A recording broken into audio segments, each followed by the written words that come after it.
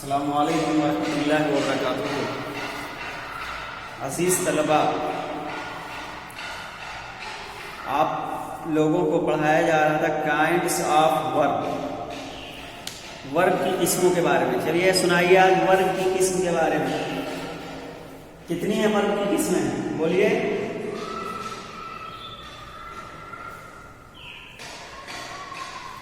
Hello, बोलिए कितनी किस्में हैं? हाँ, there are 4 types of verb, 4 किस्में हैं। चलिए बताइए, कोई साहब बताएं पहली किस्म कौन सी है, बोलिए। पहली किस्म बताइए। हाँ, पहली किस्म ट्रांजिटिव वर्ब है। किसे कहते हैं ट्रांजिटिव वर्ब? हाँ, फ़ेल मुताद्दी। फ़ेल मुताद्दी किसे कहते हैं?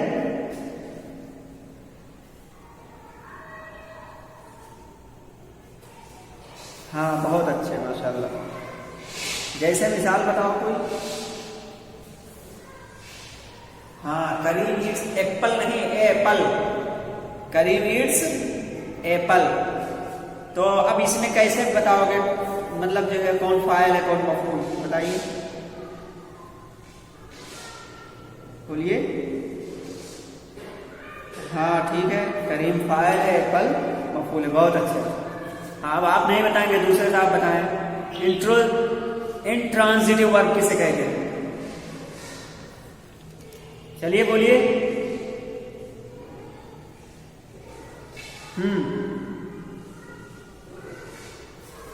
बोलिए, इंट्रांजिटिव वर्ब किसे कहते हैं?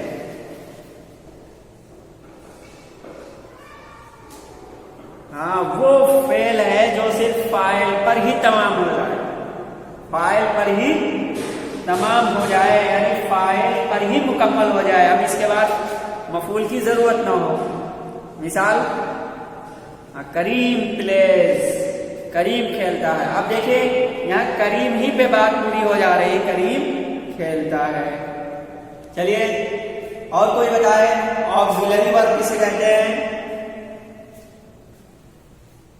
हाँ, फेले मुआविन, ठीक है, बहुत अच्छे। चौथा कोई बताएं, चौथी किस्म क्या है? Verb of incomplete प्रेडिकेशन।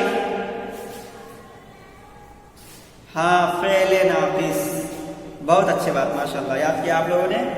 अब आज हमें जो पढ़ना है वो क्या बताया था, बोलिए।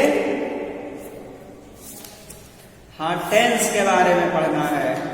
चैप्टर नंबर 5 है और पेज नंबर 33 पेज है, ठीक है। तो चैप्टर नंबर 5, चैप्टर कहते हैं बाब को। तो कॉपी निकालिए और लिख लीजिए इसकी तारीफात वगैरह। टेंस, ठीक है, टेंस किसे कहते हैं, बोलिए। हाँ, टेंस कहते हैं जमाने को। जमाना यानी जब इंसान बात करता है तो उसकी बात, या कोई काम करता है तो उसका काम किसी न किसी जमाने में जरूर होगा, जमाने से खाली नहीं होगा।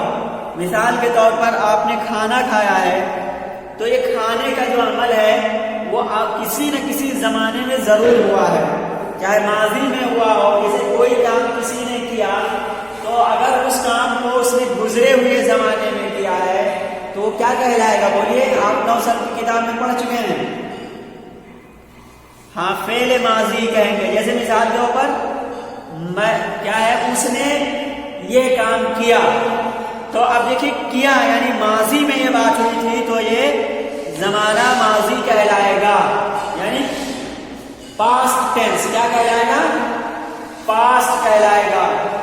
और अगर किसी ने कोई काम किया है और वो जमाने हाल में है, यानी जो वक्त चल रहा है, जो दौर चल रहा है, तो उसे क्या कहेंगे, बोलिए। हाँ, बहुत अच्छे, जमाने हाल कहेंगे। और जो आने वाले जमाने में हो उसे क्या कहेंगे? ज़माने मुस्तक़बिल मुस्तकबिल, ठीक है। तो बहुत अच्छी बात, यानी आप लोग 9 शब्द में जो पढ़े थे वो सब यहाँ पे लागू हो रहा ग्रामर में, वही सारी चीजें हैं। तो टेंस के लफ्जी मतलब वक्त या जमाना है। टेंस का लफ्जी माना क्या है? वक्त या जमाना है। इसके जरिए वर्ब का जमाना जाहिर किया जाता है। ये जो टेंस होता है ना, उसका लफ्जी माना क्या है? वक्त है या जमाना है। इसके जरिए वर्ब का जमाना जाहिर किया जाता है। समझ गए? तो लिखिए तारीफ टेंस यानी जमाना, इसकी तारीफ क्या है?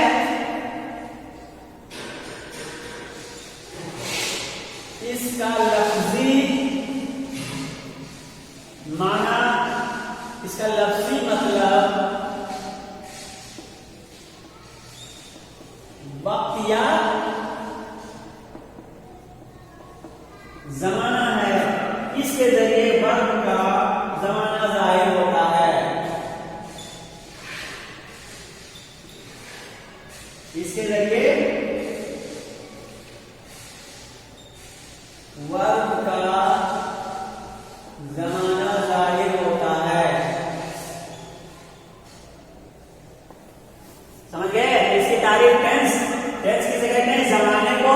इसका लफ्जी मतलब होता है वक्त या जमाना। इसके जरिए वर्ब का जमाना जाहिर होता है।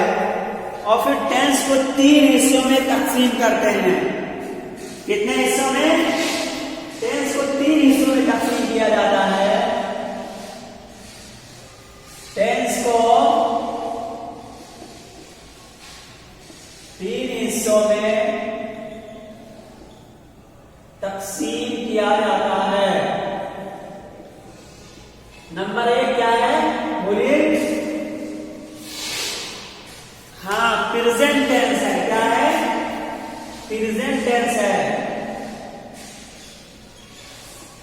प्रेजेंट टेंस,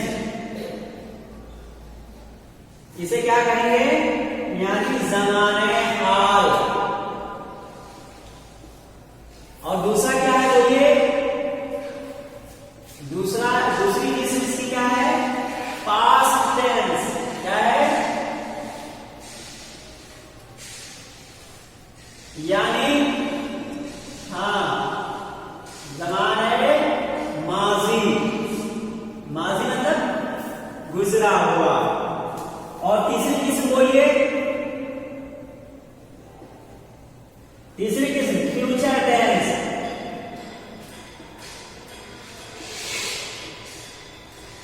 फ्यूचर टेंस इसे कहेंगे ज़माने मुस्तकबिल। मुस्तकबिल या मुस्तकबल दोनों बोल सकते हैं। तो पता ये चला कि जमाना यानी जमाने का मतलब टेंस, टेंस का मतलब जमाना। तो टेंस जमाना, इसका मतलब वक्त या जमाना है। और इसके जरिए वर्ब का जमाना जाहिर होता है। टेंस को 3 हिस्सों में तकसीम किया जाता है। प्रेजेंट टेंस जिसे जमाने हाल कहेंगे, पास्ट टेंस जिसे जमाने माजी कहेंगे, फ्यूचर टेंस जमाने मुस्तकबिल या मुस्तकबल कहेंगे। अब इसके बाद में ये यानी हर जमाने की 4 किस्में हैं। क्या है? 4 किस्में हैं। वो क्या है? प्रेजेंट क्या है? वो 4 किस्में इंडेफिनिट है, कंटिन्यूअस है, परफेक्ट है, परफेक्ट कंटिन्यूअस है। ये 4 हैं। तो आइए यहां जो बहस होगी, जिसको ये साहिबे किताब यहाँ पे सबसे पहले तैयार करना चाहते हैं, वो प्रेजेंट इंडेफिनिट टेंस होगा। यानी सबको 4 किस्में, इन तीनों की 4 किस्में बन जाती हैं। वो क्या है? Number 1 present, number 1 indefinite. Indefinite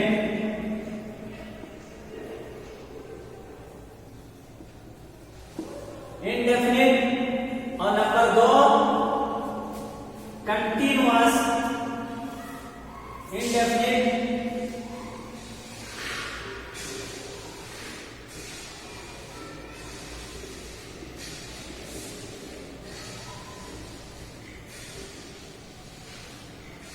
continuous, और इसके बाद में नंबर 3 है perfect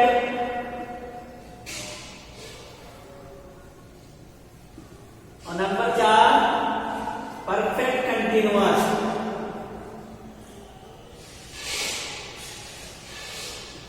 perfect continuous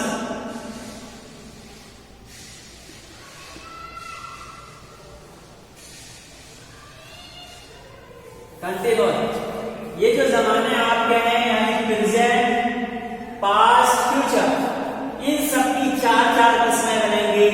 indefinite, continuous, perfect, perfect continuous. तो आप यहाँ प्रेजेंट को मिलाएंगे तो प्रेजेंट इंडेफिनिट टेंस हो जाएगा, इसी को प्रेजेंट कंटिन्यूअस टेंस हो जाएगा, प्रेजेंट परफेक्ट टेंस हो जाएगा, प्रेजेंट परफेक्ट कंटिन्यूअस टेंस हो जाएगा। फिर इसी के साथ पास्ट को भी लगाएंगे, पास्ट की 4 किस्में होंगी।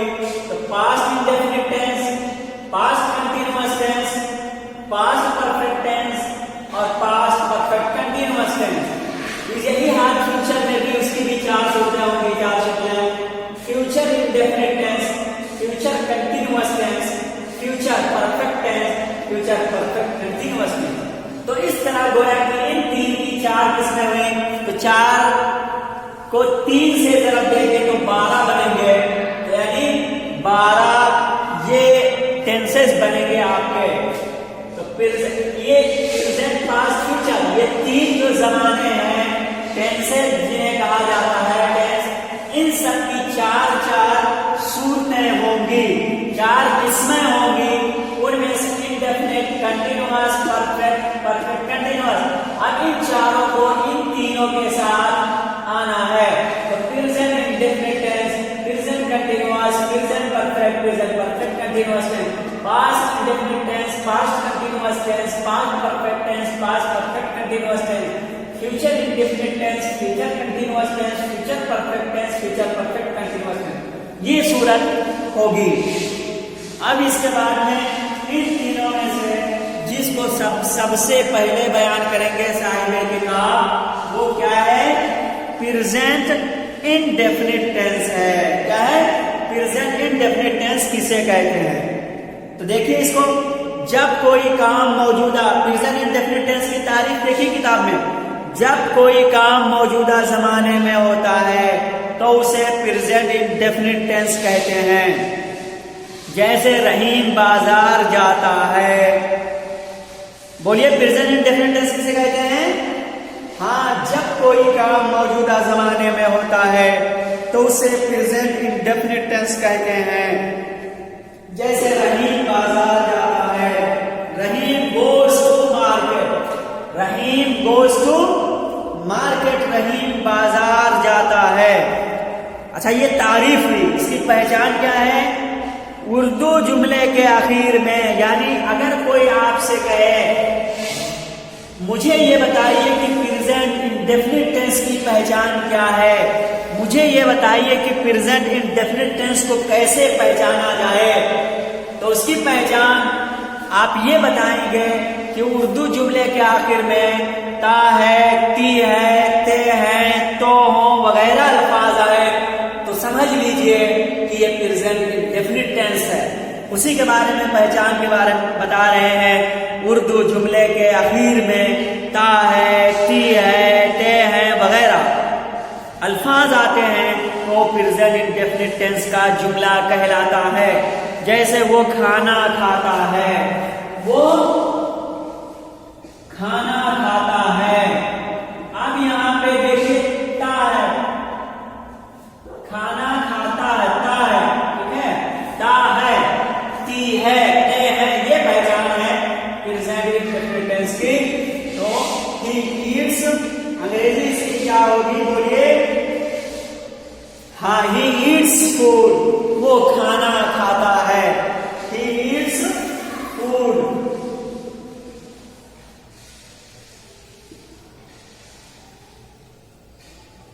He eats food, वो खाना खाता है। तो ये पहचान हो गई है।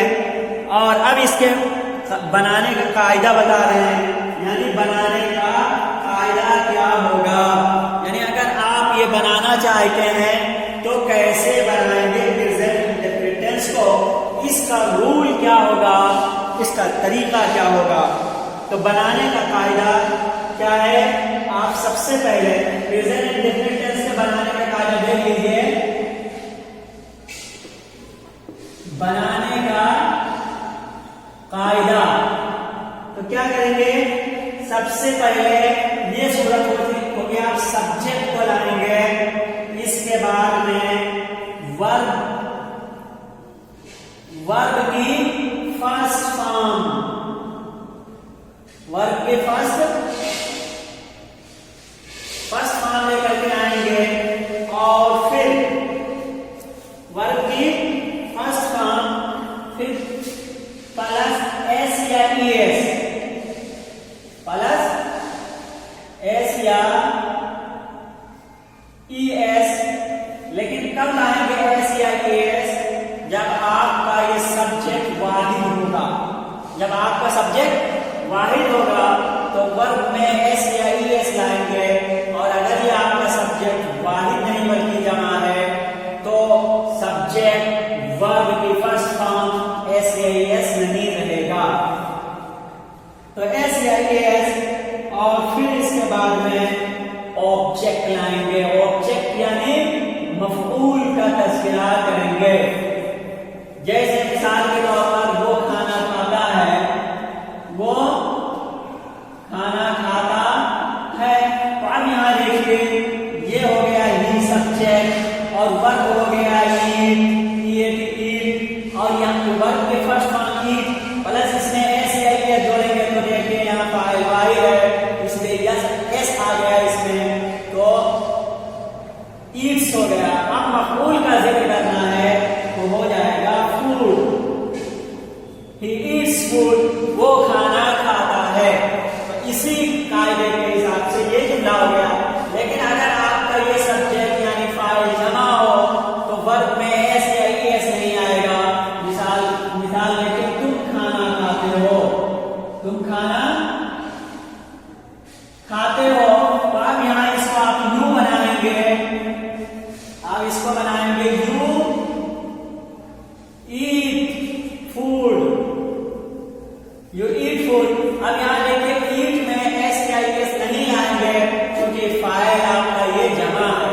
तो अगर फाइल जमा हो तो उसके बाद जो वर्ब आएगा वो वर्ब की फर्स्ट फॉर्म रहेगा, उसमें एस या ईएस नहीं बनाएंगे।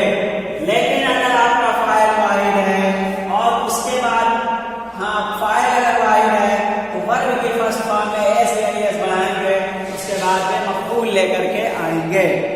तो ये हुआ कायदा।